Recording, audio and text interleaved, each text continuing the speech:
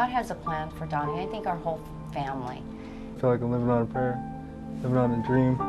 He had thought before this accident that he was invincible. We all do, that something like this couldn't happen to us or a loved one.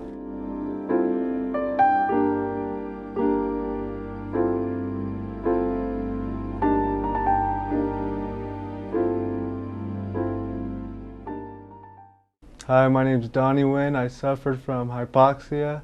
I got a rare bacteria infection and put me in a coma for about 2.5 weeks. Basically woke up, thought I was in Mexico. I don't know, I have no clue why. But yeah, so from there on, I've been treated with physical therapy.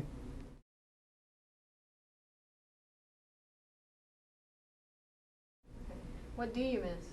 Miss having my old life back. Not my old life. I wish I could have my new life back.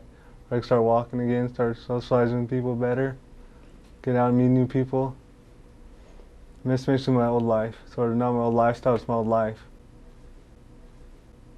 I don't miss partying, clubbing every day.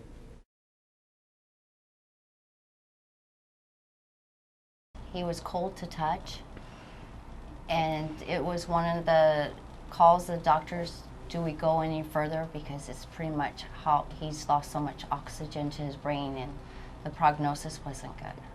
And they pretty much told us not to leave the hospital because it was minute by minute. They didn't think he was going to make it. They asked that we pull the family together and talk about taking him off life support. In my heart, I knew he was there.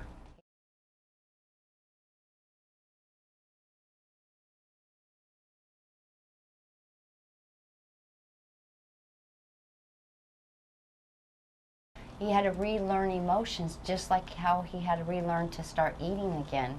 They did the blue dye test to make sure that everything would go down the right, and not to the lungs. And he had to relearn. We had to feed him. Then he had to learn to use a fork. He had to learn absolutely everything all over, even blowing his nose because he has shallow breathing. Still hard for me to breathe, blow my nose. My friends I used to have were all partier friends, so basically it's like to go on parties and go to clubs and get drunk, which I can't do no more, don't want to do anymore. So that's my friends I used to have. The friends I have now, basically they're old close friends I used to have, old best friends I used to have. They're more into just hanging out, having a good time. They're mainly there for me, they're my support group basically. They're close friends of mine.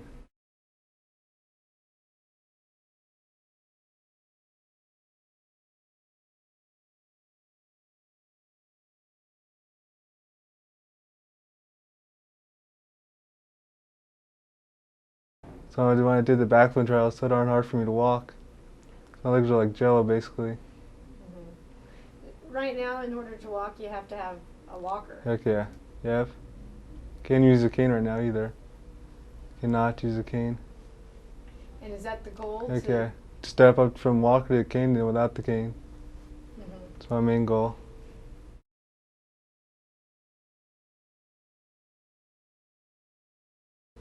You're about to undergo a new process. Yeah, new surgery. Going for surgery where they insert a pump right in your stomach, goes directly into your spine. From there it injects the backflin. It's like a morphine pump basically, but for backflin. Usually patients use for morphine, but I'm using for backflin, which helps my leg spasticity, the leg tremors, which also helps me sleep better at night.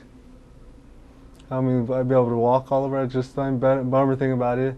I have to relearn everything all over again because I can't do it on my leg stiffness to depend on. I used to depend on my leg stiffness to walk. Now I have to depend on my weakness.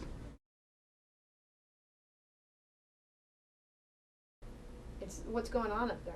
I don't know, my mind's just racing like 100 miles an hour, it feels like. I can't stop it ever. Even when I go to bed, that's why I take sleep medication. And what can slow it down? Me just trying to meditate, I guess. Trying to sit there and calm down. Take deep breaths, sit there and try to calm down, basically. What's more challenging, the physical challenge or the mental challenge? I think the mental challenge is more difficult.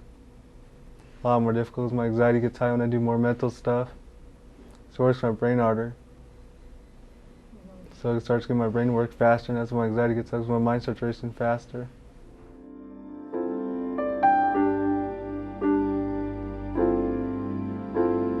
So I'm a miracle child, basically. A miracle adult also. Heck yeah. Country. Love taking a risk. I don't mind looking at those pictures. They give me courage to keep on pushing. Yeah. Looking at those pictures, don't mind at all.